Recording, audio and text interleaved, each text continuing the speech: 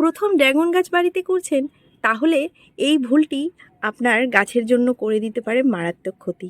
গাছে ফল আসতে করে দিতে পারে অনেকটাই লেট। কী সেই ভুল যার জন্য আপনাদের গাছে ফল আসতে অনেকটাই লেট হয়ে যেতে পারে, তা জানার জন্য অবশ্যই দেখে নিতে হবে আজকের ভিডিও।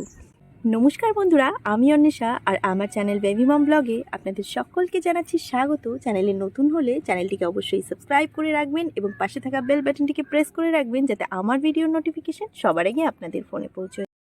মাসখানেক আগে এই ড্রাগনের গাছটিকে আমি আমার বাগানে বসিয়েছিলাম, আর তারও 15 দিন আগে গাছটিকে একটি নার্সারি থেকে নিয়ে এসেছিলাম।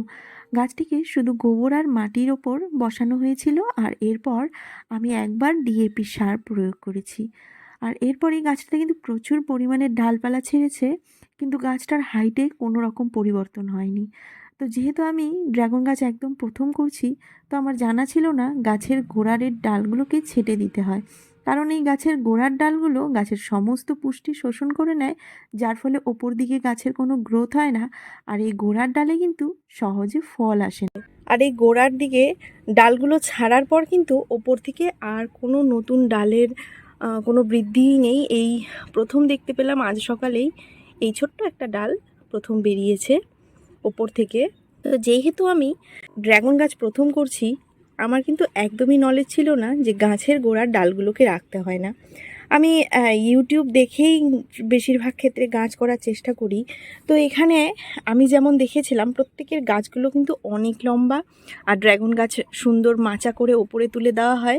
তো সেই তুলনায় আমি দেখছি আমার গাছটা আমি যতটা কিনে নিয়ে এসেছিলাম হাইটে কিন্তু ততটাই রয়েছে। শুধু গোড়ার দিক দিয়ে দেখুন কি পরিমাণ ঝাঁকড়া হয়ে গেছে। গোড়ার দিকে কিন্তু অনেক ডাল ছেড়েছে, এখানে 4টে ডাল ছেড়েছে, তার নিচে আরও 4-5টা ডাল ছেড়েছে, এখানে আরও ডাল ছিল, আমি সেগুলোকে ভেঙে দিয়েছি একটা দুটো করে। আর সবগুলো ডাল ভাঙার একসাথে সময় হচ্ছিল না, যার জন্য এই ডালগুলো দেখুন কি পরিমাণ গ্রোথ আর কি পরিমাণ স্বাস্থ্যবান ডালগুলো। এই গোড়ার দিকের ডালগুলো গাছের সমস্ত পুষ্টি নিজেরাই কিন্তু নিয়ে নিচ্ছে, যার ফলে গাছের ওপরে কিন্তু কোনো রকম গ্রোথ নেই। আর বেশিরভাগ ক্ষেত্রেই দেখা যায় যে গাছের এই গোড়ার ডালগুলোতে কিন্তু ফল আসতে অনেকটা সময় লাগে, আর ড্রাগন গাছে ওপরের দিকে যে ডালগুলো থাকে তাতেই কিন্তু খুব তাড়াতাড়ি ফল আসে। যেহেতু আমার জানা ছিল না, তাই জন্য আমি গাছের গোড়ার ডালগুলোকে কাটিনি, আর এই ডালগুলো কিন্তু অনেকটাই বড় হয়ে গেছে। আমার মনে হয় আমার মতন আপনারা অনেকেও এই ভুলটা করে থাকেন, যার জন্য আপনাদের সঙ্গে এই ভিডিওটাকে শেয়ার করছি যে আমার মতন ভুল আপনারা কেউ কখনোই করবেন না। ড্রাগন গাছে দ্রুত লম্বা করার জন্যে আর খুব তাড়াতাড়ি গাছে যাতে ফল আসে, তার জন্য কিন্তু আপনাদের এই গাছের গোড়ার ডালগুলোকে কেটে ফেলে দিতে হবে। ডালগুলো যখন ছোট্ট অবস্থায় এমন কুশি বেরোবে, চাইলে আপনারা তখনই ডালগুলোকে হাত দিয়ে ভেঙে দিতে পারেন। তো এই অবস্থায় ডালগুলোকে ভাঙলে কিন্তু কাজটা অনেকটাই সহজ হয়ে যায়।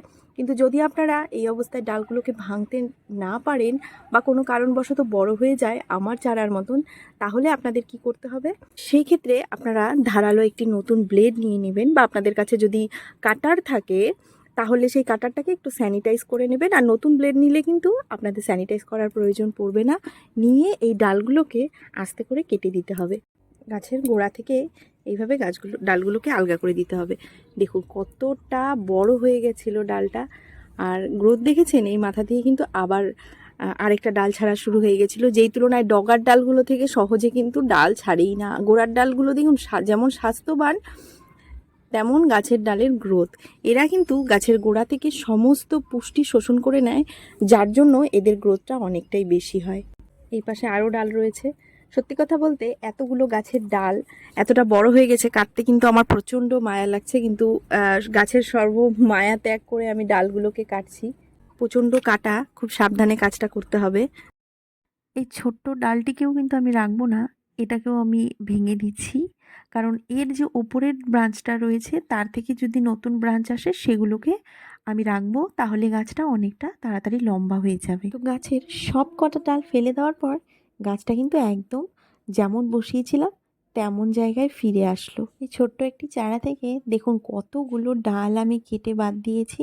এই সবগুলো ডাল যদি গাছের আগায় থাকতো তাহলে কিন্তু গাছটা অনেকটাই লম্বা হয়ে যেত। যে কোনো গাছ প্রুনিং করার পর ফাঙ্গিসাইড লাগাতে কিন্তু একদম ভুল করবেন না। তো এখানে আমি নিয়ে নিচ্ছি সাব ফাঙ্গিসাইড, আর যেই জায়গাগুলো প্রুনিং করেছি সমস্ত জায়গায় একটা করে নজরের টিকা দিয়ে দেবো।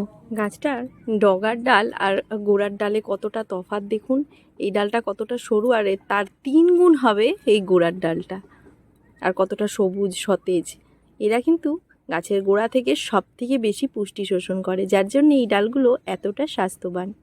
সবগুলো ডাল কিন্তু কেটে দেওয়ার পর গাছটার এমন পরিস্থিতি তৈরি হয়েছে, আর পরবর্তীতে গাছটা কেমনভাবে গ্রোথ করছে, গাছটার পরিস্থিতি কী রয়েছে, তা কিন্তু পরবর্তীতে অন্য কোনো ভিডিওতে আপনাদের সঙ্গে শেয়ার করব।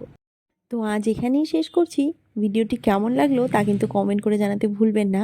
আর যদি ভালো লেগে থাকে তাহলে অবশ্যই একটি লাইক এবং পরিবারের একজনের সঙ্গে ভিডিওটিকে শেয়ার করতে ভুলবেন না। আর যাওয়ার আগে অবশ্যই আমার চ্যানেলটিকে সাবস্ক্রাইব করে রাখবেন। তো আপনাদের সঙ্গে আবারও দেখা হচ্ছে আরও একটি নতুন ভিডিওতে। ততক্ষণের জন্য ভালো থাকবেন, সুস্থ থাকবেন।